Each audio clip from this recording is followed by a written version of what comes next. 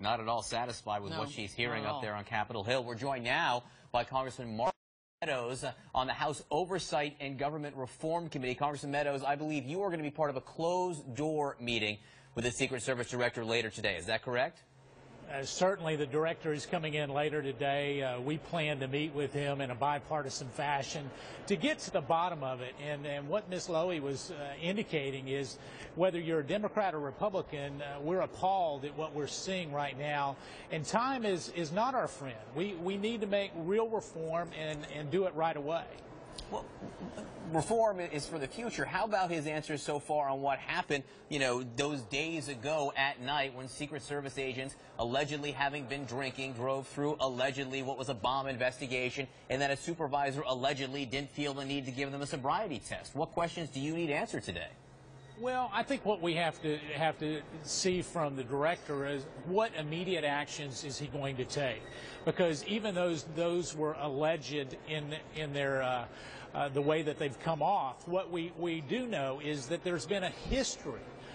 Not just in the last couple of weeks, but in the last several years. And we've been getting additional information from agents all across the country that would say that this is not isolated, that what we have is a culture of leadership that has failed to lead.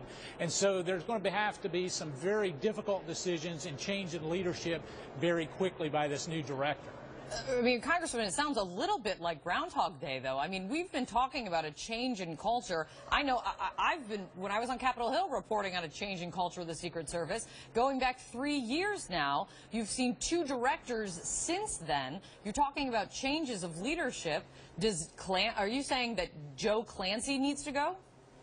Well, what I am saying, and you're spot on with your analysis, this is not just about the director. And when the previous director resigned, I said we can't stop there. This has to go with the 8th floor. A number of the leaders that are there that have been part of this culture, that have been turning a blind eye to really what we consider one of the premier protective services in the world, and yet but why hasn't it, from your perspective? I mean, this seems to be like a lot of folks just kind of beating their head against the wall, and then at the end of the day, nothing's changing.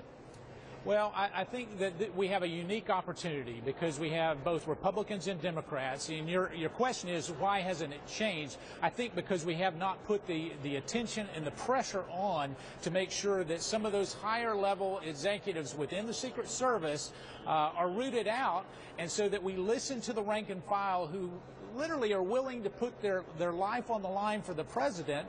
That's a commitment that is unbelievable, but yet we seem to not get them the support that they need from a leadership perspective.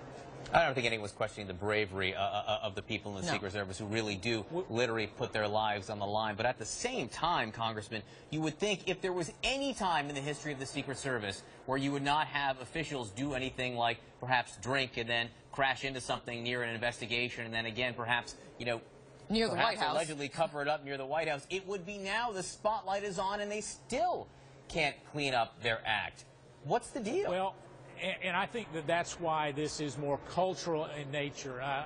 The other night, after this news broke, I got an email giving me 3 additional instances of things that have happened from the East Coast to the West Coast on the president's detail. That's something that we plan to share with the director. But I can tell you, whether it's Chairman Chaffetz or Ranking Member Elijah Cummings, both of them are committed to make sure that this stops now and that you're not reporting on it 3 years from now.